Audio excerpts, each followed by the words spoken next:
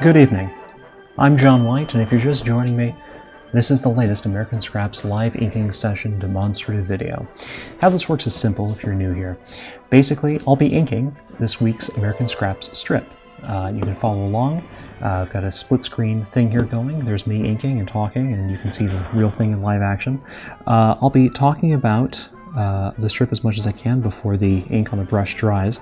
I'll be taking any questions that have been sent in to me at John White Briefly, which is my personal and vicariously American Scraps' Twitter account, taking questions as they come in. And later on, we'll have actually a special discussion. I've got a conversation previously recorded with Josh Lynch, who's a very good illustrator and cartoonist, exceptional actually, who has just himself illustrated a book, so we'll be speaking with him later. And I'll be talking, of course, about this strip. So let's start with what I'm doing.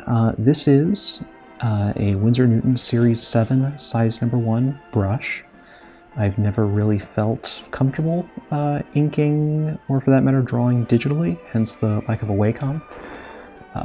It's not any kind of elitist obsession for the analog in and of itself. It's not some Luddite thing. I just learned back in school how to do this with a Winsor Newton, and it's always felt like the way to ink.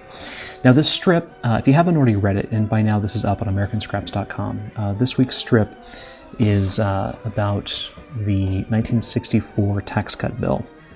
I think it was technically called the Revenue Act of 1964, and it's important because it was, and you'll see all this in the prose write-up of the strip.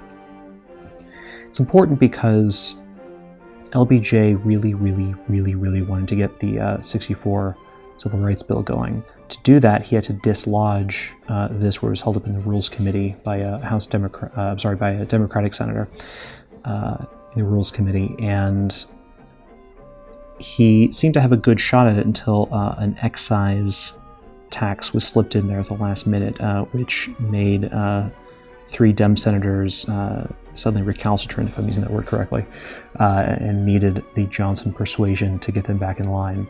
So he used the Johnson treatment by phone in rapid succession.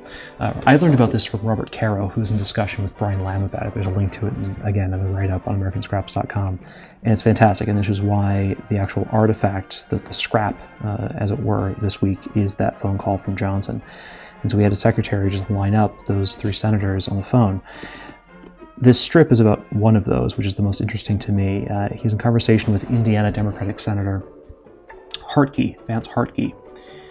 And his objection to the excise tax was that Elkhorn, Indiana was, I don't know if it still is, the world capital of band instrument manufacture. And for 8 years, I was a clarinetist / bass clarinetist, so this is very close to me. As is anyone, of course, who is that concerned about the manufacturing jobs back at home. Unfortunately for Hartke, and posed a problem for Johnson, I'll be very careful here. You'll notice here what I'm doing is that trademark Chris Ware thing that I'm aping. Chris Ware didn't invent it, but he's the best at it, where you do thick exterior strokes and contrast really fine interior strokes. First got into him in high school, and just the way he did this so just knocked my socks off.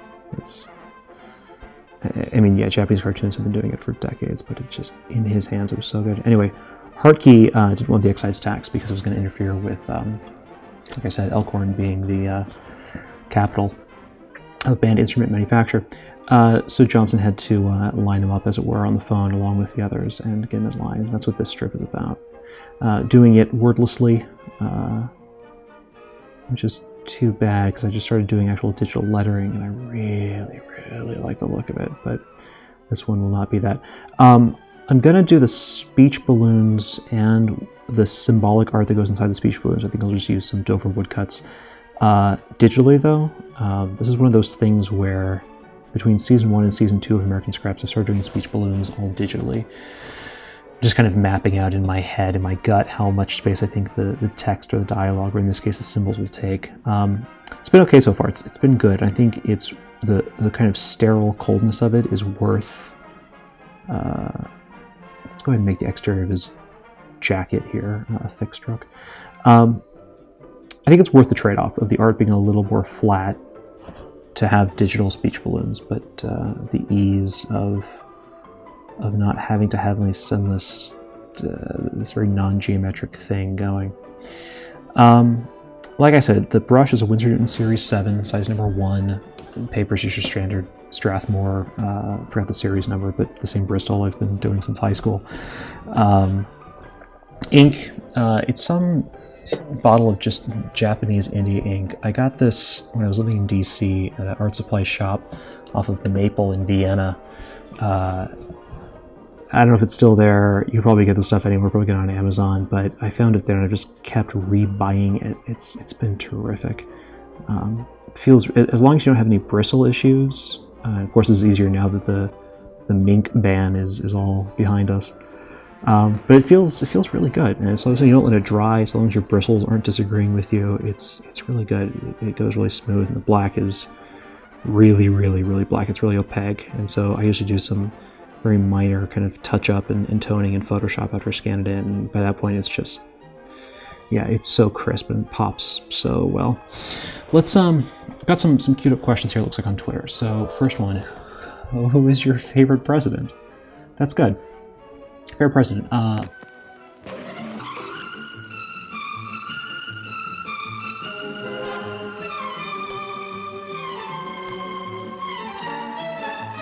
Favorite president. I'm going to bifurcate my answer, if that's a proper use of that word. I've got a favorite president as someone who did the office, which I think is probably where the question is going with this. And I have a favorite president just kind of character-based, not because of who he was or what he accomplished, but what he represents. My favorite president in and of himself is Lincoln. Staid, predictable, pedestrian though that answer is. There are things you can do with that office. There are things you can do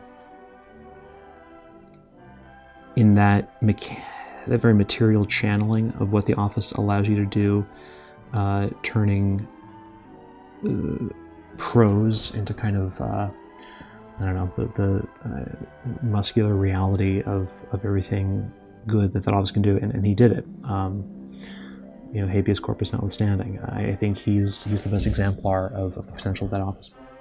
And I'm doing a poor job now because I'm distracted by inking and trying to remember where, you know, strokes go to describe that well. That's kind of the easier one to couch. The more complicated answer to that question isn't what he did with the office, but what he represents, and that's Nixon. I think he's the most American of all the presidents we had. I think his story is interesting because it reveals that if you take what we as Americans say we want in a president at its word, then I think you end up with Richard Nixon. I think it puts an interesting lie to the rhetoric we use to describe these kind of ephemeral themes. You want someone with military experience, yes, but also someone who is hard scrabble and pulls him up by his bootstraps, yes. We want someone who is ruthless, yes. We want someone who's made a name for himself, yes. We want all these things that are individually fine and in some cases really good, but the more you put these things into practice, the more you end up with certain pathologies and certain kind of intractable fears and resentments. And I think he's the carrier of them.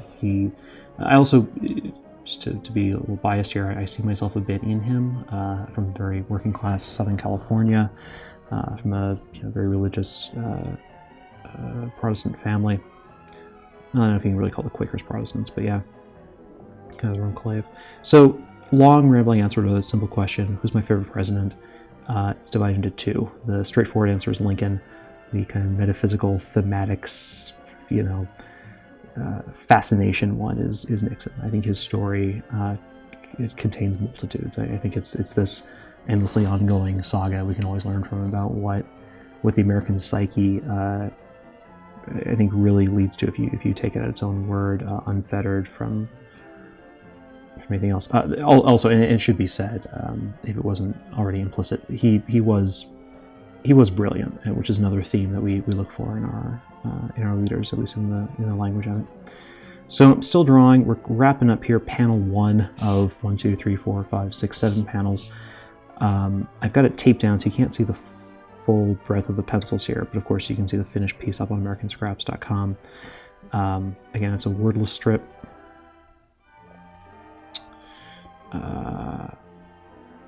Coming up here, these are all in the background elements. I'm probably going to put like a gray wash back in Photoshop around these background elements behind Johnson in his office. I'm going to leave the bold pop of the strokes just around him. Let's take a second question now. Twitter, what have we got? If you get this in next 10 mins, I think it's minutes, what capital of Delaware, parentheses, I'm taking test? Okay, so I won't condone cheating. American Scraps is before anything else an ethical enterprise. It's a moral.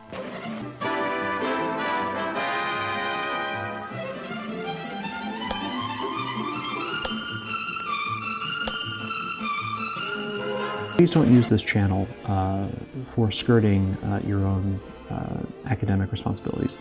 That said, it is Dover, but please take this as your first and last warning. Otherwise, I may have to selectively filter these questions. Moved on now to panel 2. This is Vance Hartke's office. I don't have any photographic proof of that. I'm just going with what I can. Got again a flag here. So I'm making all this up at this point. For that matter, making up the Oval Office. There's a couple instruments laying around in the background here. Those will also be gray washed. They're there to be paid off as a gag in panel 7. Let's see where this goes. Medium strokes here, because they're still in the background. Like, nothing in this panel should be as prominent as Vance. Vance should really be the thing. You know what's interesting, I just learned is, I don't know if any of you are into the art, kind of 2D economic brilliance that was early Famicom games, but what made the sprites in the first Mega Man game so effective is actually because it's the first game when you have a black thick stroke around the character, around the hero sprite. Which is great because I think it casts a line on why I was never, as a kid, able to put my finger really on why SMB 3 looks so much better than certainly than 1. All right, let's get back into panel 2.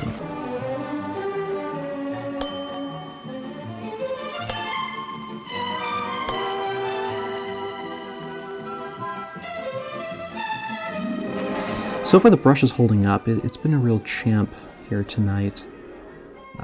Ink's been holding up, but the bristles haven't been arguing with me. Sometimes with these Winsor Newtons, they don't last a lifetime, and I'll usually get about a good year with them. You make sure you soap them and wash them, and you don't dry them carefully when you're done in a session. But if you take care of them really well, I found I get about a year solid, then I got to replace them, which is fine. They're not that expensive, but they are really well made. They're certainly better than the synthetic bristles. I think we fit another question. Let's see what's on the Twitter line. 1, 2, 3. Oh, a tweet thread. This person couldn't fit it all into 140.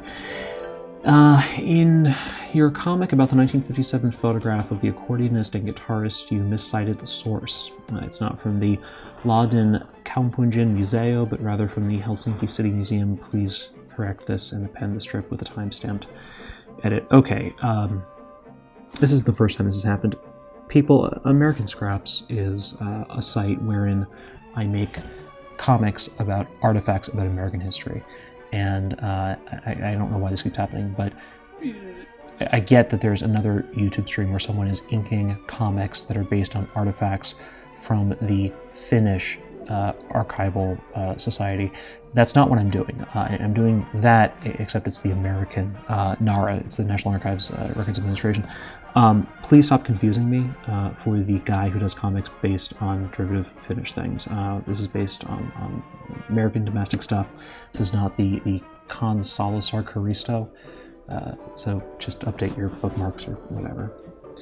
All right, so we're trucking along here with panel 2. This is Vance Hartke's office. I don't know if we're going to get to Vance in time here, but you'll see when it's all done how he turned out. Again, when you're just figuring out visual hierarchy and all you've got is a single, Winsor Newton's Series 7 buddy, you're gonna want to take every trick you can to make sure that the eye really is focused on one place. That one place is whatever the foreground is. There's a visual hierarchy going on here. You want to keep it simple. Again, because this is all just line art until I get into Photoshop, I've got fewer tools at my disposal, but the goal really is to have it sing as much as it can before the tricks enter the picture. That's the same reason that I do facial features last. I don't know if you notice here, but you probably can't see it in the camera, but the faces were all drawn in last. The graphite looks a little sharper because it was drawn last. I like to make sure that kind of you can get a sense of bodily movement and motives and emotions before hair and eyes and mouths and noses come into it. Let's get some more ink on here. Also, there's a weird just psychological thing with drawing where once you've drawn a face, you get kind of, it sounds weird if you're not an illustrator, but you get emotionally attached to it, and then it's a lot easier to when you're blocking out a panel to move stuff around and erase limbs and redraw things and get hips in the right place and block out motion when there's no face there. Talk to any drawer and they'll kind of exhaustively agree. I think it's a little different again in that Wacom world, not to posit that there's any kind of meritocratic or qualitative difference there. I think what they do is astounding, and I wish I could. But at least with graphite and paper, you really just you can't get emotionally attached to this stuff. So I'm on to Vance now, and it's tricky here deciding what's an interior, what's an exterior stroke. Again, Chris Ware is the master at this. Well, now that I'm moving on to Vance, I think this is a good time to pause here. I want to kick over now to my conversation I recorded earlier with Josh Lynch. I think you'll really enjoy it. Evidently, you're at least passively interested in both art and American history. So I'll take you to there now.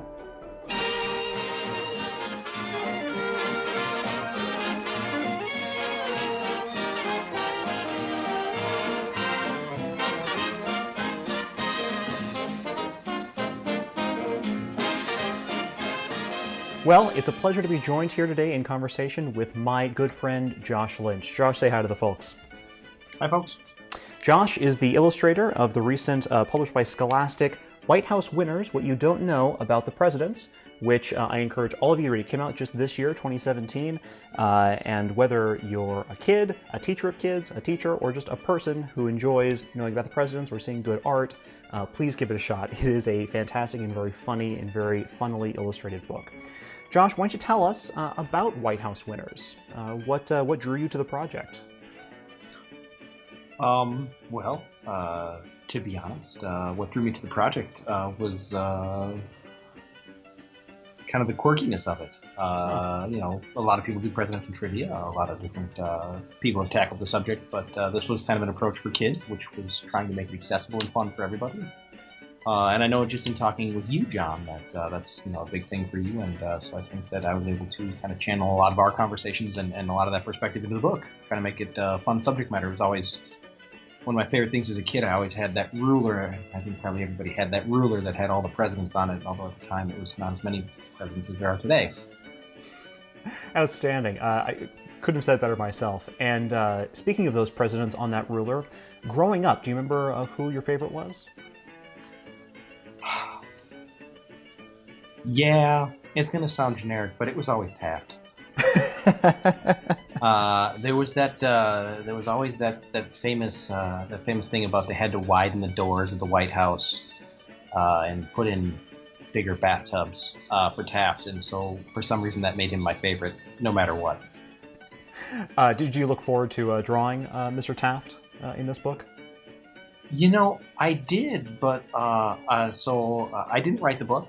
I didn't get to do all the writing, all the research, and unfortunately, the illustration I did with him he's not that prominently featured in it. It's a 2-page spread, but he's a small little detail in the background while he's riding a roller coaster, because they chose not to focus on his weight, which is what traditionally I think most people have focused on, which is probably a good thing, They're focusing on the fact that he was narcoleptic, apparently, and I didn't know that because all I knew was about the weight thing. So again, just a different perspective. Well, credit to all of us for learning something new. I will say that while I love all of these by a country mile, my favorite definitely is the James Madison illustration. detail, the gags within gags, the visual fun of it, the kineticness of it. I don't want to spoil all the gags here, but folks, please do check this out and buy this book yourself just to get a sense of what I'm talking about. It's a lot of what to me has always been kind of wound into my heart as an illustrator, to say nothing of my love for what those founding fathers pulled off, especially in that stitching together of the Constitution. So now that the book is done, you've spent a lot more time with these presidents. Is your favorite still Taft? No, it's not. Definitely not. I don't even know that I could pick a favorite these days. Every single one has like their heroic achievement. Well, most of them have their heroic achievements. But then you read some, disheartening things about them, which is kind of a sign of the times of the generation that they were living in. And when we kind of judge them by today's standards, they're, not the men that we hold them up to be all the time. I have a couple people that, I really like, and I try to hold them up for the achievements that they had and, judge them by the standards of the day that they lived. Oh, that's very well said. One of the other things I love about the book is the way you treated Cleveland in both those 22nd and 24th administrations with the signage that had been coming back. And it's adorable, literally from front to back. Please give this a shot. Josh, what else are you up to besides when you're not illustrating presidents for books? And where can people find more of what you're about and what you do? My day job is actually as a full-time creative director at an animation studio. And most of what I do outside of that is illustration. I do a lot of stuff for fun. I do a daily Spider-Man sketch blog, which recently hit 365 days, so that's 365 solid drawings. I'm a dedicated fan and follower of that series, by the way, folks, and I endorse it wholeheartedly. It's adorable. Josh, is there a handle by which people can find you? You can look for Josh Lynch Draws on Instagram. That will link to my website, jlynchart.com. Or Hey That Guy, who draws stuff, also works, if that's what you prefer. Fantastic. Well, Josh, it has been a delight, a treat, and a treasure. And again, the book is White House Winners, What You Don't Know About the Presidents. I've read it, I love it, and I think all of you will too. Josh, have a lovely night. Thanks, John. Take care. Bye, folks. And we're back. Well, in the time since, I've finished the inking now for this strip, and as we can see, it turned out okay. There's some spots, obviously, I'm going to have to fill in digitally after it gets scanned. Like I mentioned before, not so much lettering on this strip, but the speech balloons, the art that goes in those, and also some cleanup. There was some brush gunk here that I'll have to get cleaned up. Some stroke weights didn't quite turn out, but that's for the line and refining part that happens later. Brush held up, got a little bit of some bristle splitting, but I'll shampoo this back at the sink. So yeah, there we go. Thanks for joining me today. I had a lot of fun, and looking forward to next time. Speaking of next time, if you would like your questions answered, please mention them to me. That's at John White Briefly. If you have questions or art, if you have any drawings you'd like to send in, your own pieces about anything about Americana, American geography, American stories, American presidents, American scenery, send them in. John@americanscraps.com. Give me permission. I'd love to include some of your contributed art to this too. All that to say, looking forward to next time. And as we go out, I get to do the fun part, which is erasing the underlying pencil marks now that the ink is dried. Until next time, folks.